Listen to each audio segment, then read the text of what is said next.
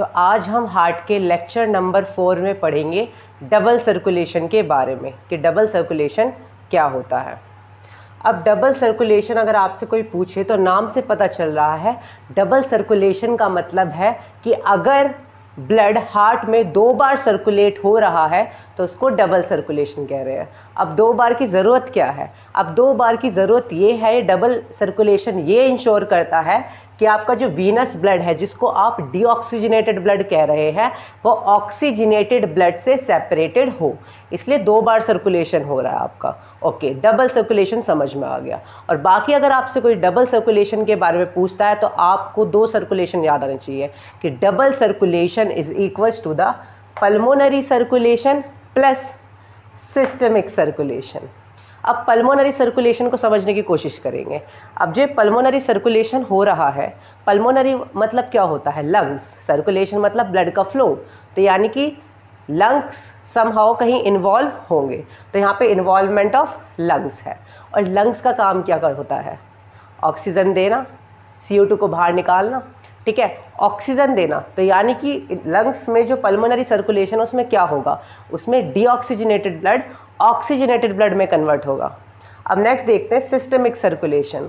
Systemic circulation होता है circulation with in the tissue, different tissue of the body, जितने भी टिश्यू उनमें जो सर्कुलेशन हो रहा है दैट इज सिस्टमिक सर्कुलेशन। ठीक है जी। तो यहाँ पे जो आपका ब्लड होगा सर्कुलेट वो कौन सा होगा? ऑक्सीजनेटेड ब्लड, क्योंकि टिश्यू को हमें कौन सा ब्लड देना? ऑक्सीजनेटेड। वाइल पल्मोनरी सर्कुलेशन में जो हम लंग को ब्लड दे रहे हैं वो डीऑक्सीजनेटेड है, लंग्स उन्हें क्या कर रहा है? ऑक्सीजनेटेड ब्लड में कन्वर्ट कर रहा है। ओके, इतनी बात समझ में आ रही है। अब हमने बात करी कि दोनों में से ग्रेटर सर्कुलेशन कहाँ होगा, पल्मोनरी सर्कुलेशन में या फिर सिस्टमिक सर्कुलेशन में? तो आपका आंसर बहुत सिंपल है। देखिए, आपको पता है हार्ट हमारा कैसा होता है? आर्टीरियोवेनस हार्ट होता है। तो आपका वीनस और आर्टीरियल ब्लड सेपरेटेड रहते हैं थ्रू द सेप्टा। पर अब जो आपका हार्ट है कहाँ लोकेटेड होता है? ये स्पेस बिटवीन 2 लंग्स लोकेटेड होता है। आपका राइट लंग, ये रहा आपका लेफ्ट लंग, इन दोनों के स्पेस के बीच में आपका हार्ट लोकेटेड होता है। और इन दोनों के बीच में जो स्पेस होता है उसे कहते हैं मीडियस्टिनम। ठीक है जी। पर ये थोड़ा स्लाइटली टिल्टेड टुवर्ड्स लेफ्ट होता है, जिसकी वजह से लेफ्ट लंग में क्या आ जाती है? कार्डियक नोच। आप देख भी सकते हैं राइट लंग आपका शॉर्टर और ब्रॉडर होता है, वाइल जो आपका लेफ्ट लंग होता है वो लॉन्गर और थिनर होता है। पर हम इन सब चीज़ों की बात नहीं कर रहे, हम बात कर रहे हैं पल्मोनरी सर्कुलेशन की। अब जो पल्मोनरी सर्कुलेशन है जिसमें लंग इन्वॉल्व है, इसमें सर्कुलेशन कैसा होगा? इसमें लेसर सर्कुलेशन होगा, क्योंकि केवल लंग्स को सप्लाई करनी है और किसी को तो नहीं करनी, और लंग्स तो जस्ट हार्ट के पास ही सिचुएटेड है, तो ज़्यादा मेहनत करने की भी ज़रूरत नहीं है, इसलिए इसे लेसर सर्कुलेशन कहते हैं। While systemic circulation is greater circulation. क्यों भाई? क्योंकि आपकी बॉडी में इतने टिश्यू हैं, हर टिश्यू को प्रोवाइड करना, जो आपके टोज में है, फीट में है, हेड में है, हैंड्स में है, लोअर लिम, अपर लिम, सबको क्या प्रोवाइड करना है? Oxygenated blood. अब जो ब्लड है वो अपर ऑर्गन को भी तो जाएगा अगेंस्ट द ग्रेविटी, तो बहुत ज़्यादा प्रेशर चाहिए सिस्टमिक सर्कुलेशन में, ये इसलिए ग्रेटर सर्कुलेशन, क्योंकि greater part of the body को कवर कर रहा है। While pulmonary circulation only cover short part of the body और only 1 part of the body that is lungs. Now अब जो पल्मोनरी सर्कुलेशन होता है वो करवाता कौन है? वो करवाता है राइट वेंट्रिकल। अभी राइट वेंट्रिकल क्या करता है? ये डीऑक्सीजनेटेड और वेनस ब्लड को पंप आउट कर देता है, और वो पंप आउट ब्लड कहाँ जाता है? लंग्स के पास फॉर ऑक्सीजनेशन। अब वाइल सिस्टमिक सर्कुलेशन, क्योंकि वो ग्रेटर सर्कुलेशन है, तो उसको जो पंप आउट करता है वो लेफ्ट वेंट्रिकल, और हमें पता है जो लेफ्ट वेंट्रिकल के अंदर प्रेशर होता है वो राइट वेंट्रिकल के प्रेशर से बहुत बहुत ज़्यादा होता है, इसलिए लेफ्ट वेंट्रिकल की वॉल थिक भी होती है। क्यों भाई? क्योंकि हर टिश्यू को प्रोवाइड करना है ना ब्लड, जो ऊपर है अगेंस्ट द ग्रेविटी, नीचे वाले पार्ट्स को भी सबको प्रोवाइड करना है, इसलिए लेफ्ट वेंट्रिकल पंप आउट करता है। और यहाँ पे पल्मोनरी सर्कुलेशन में कौन पंप आउट करता है? Right ventricle. जो left ventricle pump out blood करता है that is oxygenated, while the right ventricle जो पल्मोनरी सर्कुलेशन में पंप आउट करेगा ब्लड, उसको क्या कहेंगे हम? वो डीऑक्सीजनेटेड ब्लड को पंप आउट कह रहा है। और जो चैम्बर है उसको हम क्या कहते हैं? Distributing chamber. और जो वेंट्रिकल्स होते हैं दोनों को डिस्ट्रीब्यूटिंग, पर it is a distributing chamber for deoxygenated blood, while the left ventricle is distributing chamber for oxygenated blood. चलिए, ये सब बेसिक है। बस एक चीज़ और याद रखनी है डबल सर्कुलेशन स्टार्ट करने से पहले कि आर्टरी क्या होती है? आर्टरी वो होती है जो ब्लड हार्ट से टिश्यू को ले जाती हैं, और वेन्स वो होती हैं जो ब्लड आपका टिश्यू से हार्ट में लाती हैं। ये बात हमको समझ में आ रही है। अब सबसे पहले हम देख लेते हैं पल्मोनरी सर्कुलेशन। अब पल्मोनरी सर्कुलेशन में क्या होता है कि पूरी बॉडी क्या कर रही है, मेटाबॉलिज्म कर रही है, CO2 यूटिलाइज कर रही है, कार्बन कंपाउंड का ब्रेक डाउन कर रही है बाय रेस्पिरेशन। तो बदले में क्या प्रोड्यूस करेगी, CO2। तो वो CO2 जिस ब्लड में ज़्यादा होती है और ऑक्सीजन कम होती है उसको वीनस ब्लड कहते हैं, और डीऑक्सीजनेटेड। तो हर टिश्यू वीनस ब्लड प्रोवाइड कर रहा है या प्रोड्यूस कर रहा है आफ्टर मेटाबॉलिज्म। तो ये जितना भी वीनस ब्लड है ये एक जगह इकट्ठा होना चाहिए। और ये कहाँ इकट्ठा होता है, आपने बिल्कुल सही कहा, रिसीविंग चैम्बर में, जिसको हम कलेक्टिंग चैम्बर कहते हैं डीऑक्सीजनेटेड ब्लड का। और वो कौन होता है, राइट एट्रियम। इसलिए मैंने इसको ब्लू से दिखाया है। ब्लू से जो दिखाया है दैट इज फॉर डीऑक्सीजनेटेड और वीनस ब्लड, और जो रेड से दिखाया है दैट इज फॉर ऑक्सीजनेटेड और एट्रियल ब्लड। इतनी बात समझ में आ गई। तो right atrium is the receiving end the collecting chamber for all the deoxygenated blood present in the body. तो ये सारा ब्लड कलेक्ट करेगा। अभी किसके थ्रू करेगा, एक होता है जो ऊपर वाले पार्ट से डीऑक्सीजनेटेड ब्लड लाता है, एक होता है जो नीचे वाले पार्ट से डीऑक्सीजनेटेड ब्लड लाता है। और अब ध्यान से सुनिए, ये डीऑक्सीजनेटेड ब्लड टिश्यू से हार्ट में लाता है तो ऑब्वियसली वो एक वेन होगी।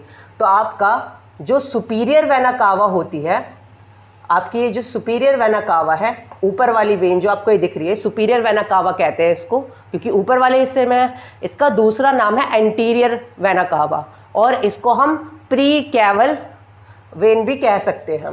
ठीक है जी। तो ये सब अपर पार्ट से डीऑक्सीजनेटेड ब्लड ला रही है। कौन है आपकी, सुपीरियर वेना कावा। याद रखिए आपकी क्या है, ये सुपीरियर वेना कावा है, सुपीरियर वेना कावा है जी आपकी ये। ठीक है जी, ओके। अभी सुपीरियर वेना कावा अपर पार्ट से डीऑक्सीजनेटेड ब्लड ला रही है। सिमिलरली आपकी ये है इंफीरियर वेना कावा। ये इंफीरियर वेना कावा कहाँ से ब्लड ला रही है, लोअर पार्ट से। और इंफीरियर वेना कावा का दूसरा नाम क्या है, पोस्टीरियर वेना कावा या फिर पोस्ट कैवल। ओके, इतनी बात समझ में आ रही। अपर पार्ट से भी डीऑक्सीजनेटेड ब्लड आ गया, अब लोअर पार्ट से भी आ गया। और आपको मैंने प्रीवियस लेक्चर में बताया था कि सुपीरियर वेना कावा के पास कोई वाल्व नहीं रहता, पर इंफीरियर वेना कावा के पास वाल्व रहता है। और जो इंफीरियर वेना कावा के पास वाल्व रहता है, जो आपको दिख रहा है, इसको कहते हैं हम, बिल्कुल सही कहा, स्ट्यूशन वाल्व कहते हैं हम इसको। अब ऐसा भेदभाव क्यों, देखिए सुपीरियर वेना कावा अपर बॉडी पार्ट से ला रहा है, तो ऑब्वियसली हाइट ज़्यादा है, अपर बॉडी पार्ट से ला रहा है, और वो ग्रेविटी की फोर्स भी नीचे लग रही है, तो आराम से ब्लड ऊपर से नीचे आ सकता है बिना किसी दिक्कत के। वाइल द इंफीरियर वेना कावा लोअर बॉडी पार्ट से ला रहा है ब्लड, तो हो सकता है ब्लड का बैक फ्लो हो जाए, वो वापस चला जाए। तो उस बैक फ्लो को प्रिवेंट करने के लिए आपके पास यहाँ पे कौन सा वाल्व रहता है, राइट एट्रियम और इंफीरियर वेना कावा के बीच में स्ट्यूशन वाल्व। इतनी बात समझ में आ गई।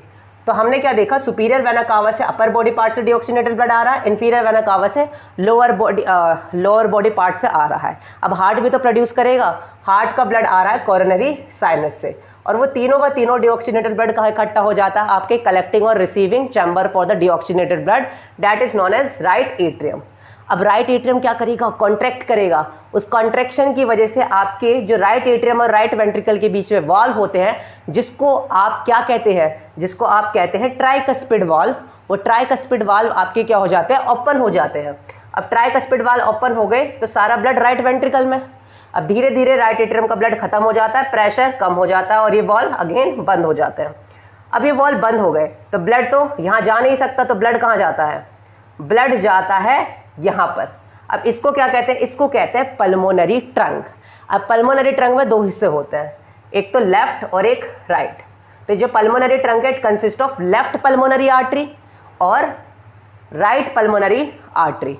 अब बैक फ्लो ब्लड बचाने के लिए आपके पल्मोनरी आर्टरी और राइट वेंट्रिकल के बीच में सेमिलुनार वॉल्व होते हैं। तो याद रखिए pulmonary trunk is originated from the right ventricle, okay, and it consist of semilunar valve.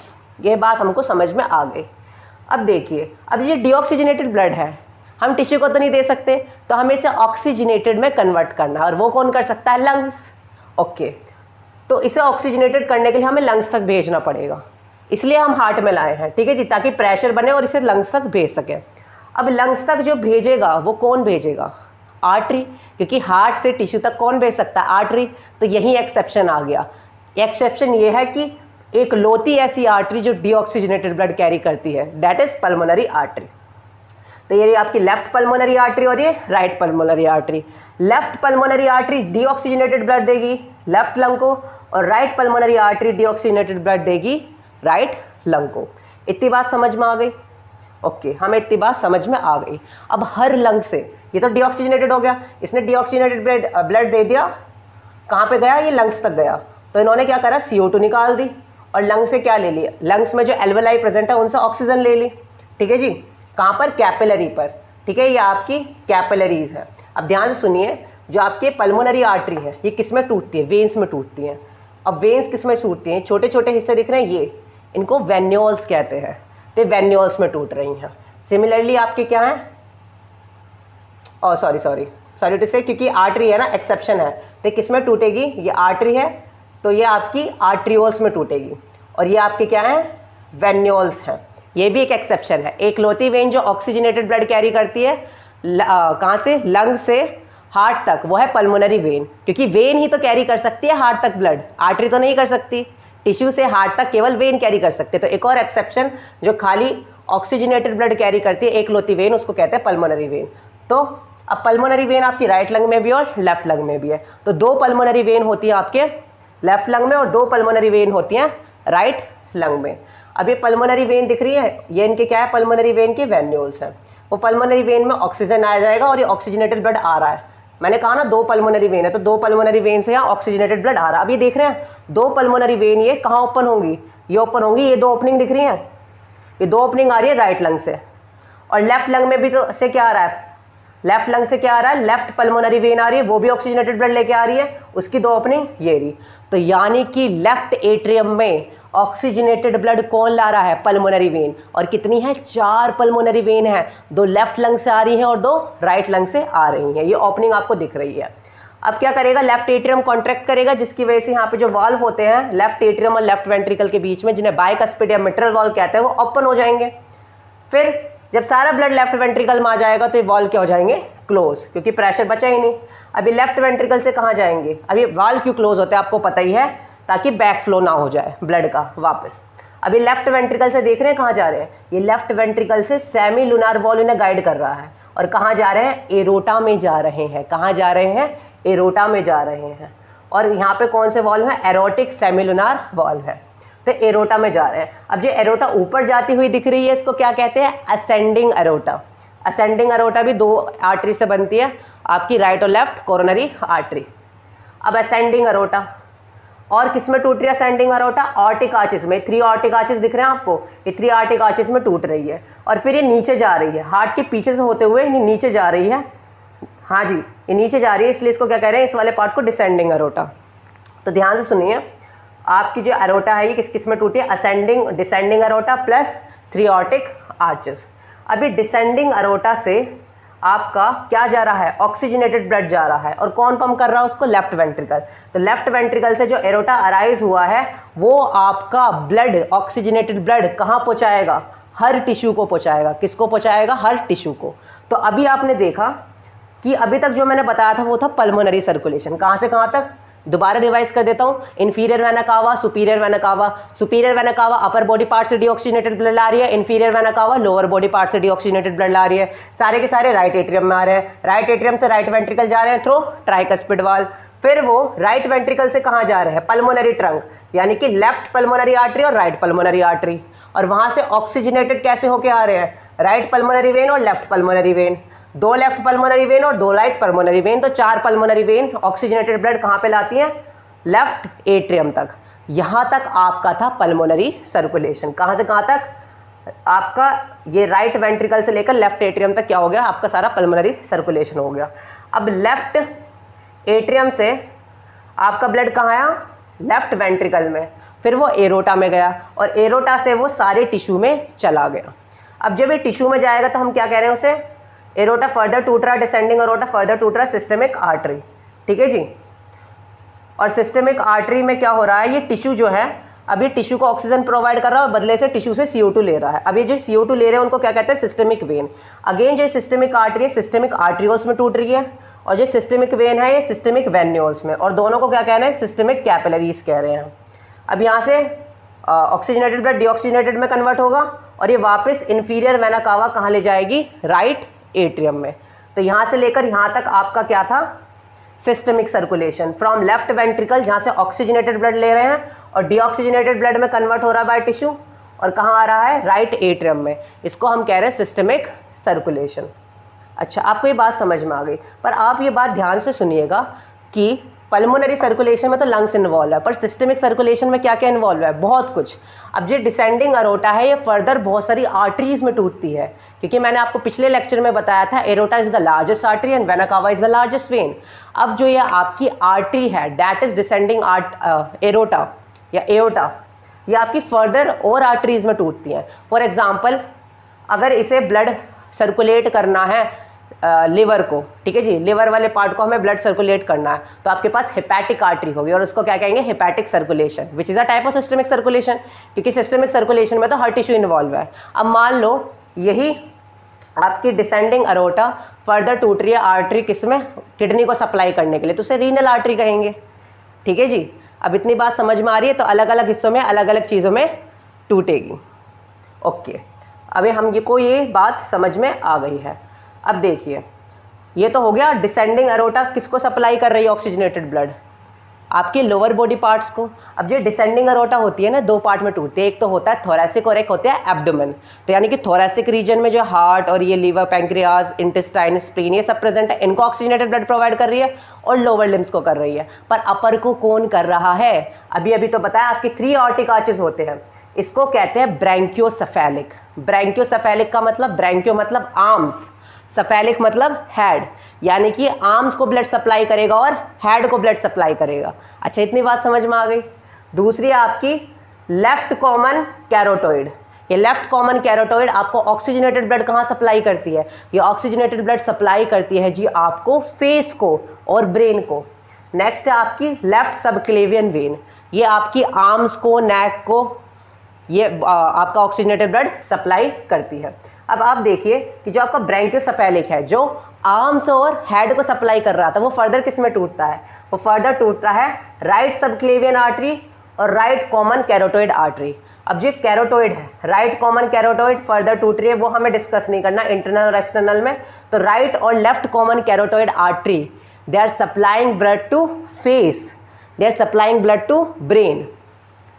अब हम बात करते हैं क्या बचा, राइट सबक्लेवियन आर्टरी और लेफ्ट सबक्लेवियन आर्टरी। अब देखिए, ये आपकी कॉलर बोन आपको दिख रही होगी, ये जिसे ब्यूटी बोन भी कहा जाता है। तो ये कॉलर बोन से ये निकलती हैं, कौन सी, इसके जस्ट नीचे रहती है, यहाँ पे कौन सी, लेफ्ट सबक्लेवियन वेन, यहाँ पे राइट सबक्लेवियन वेन। अब ये निकलती हैं, निकलते निकलते कहाँ पहुँचती है, सबक्लेवियन वेन किसको सप्लाई करती है, ब्लड आर्म्स को। याद रखना, कहा था ना ब्रैंकियोसेफेलिक, हेड को तो इसने कर दिया राइट कॉमन कैरोटोइड ने, आर्म्स को कौन करेगा, राइट सबक्लेवियन वेन। तो सबक्लेवियन वेन आपकी कॉलर बोन से निकल रही हैं, ये आपके आर्म्स तक आते हैं, ह्यूमरस रीजन तक।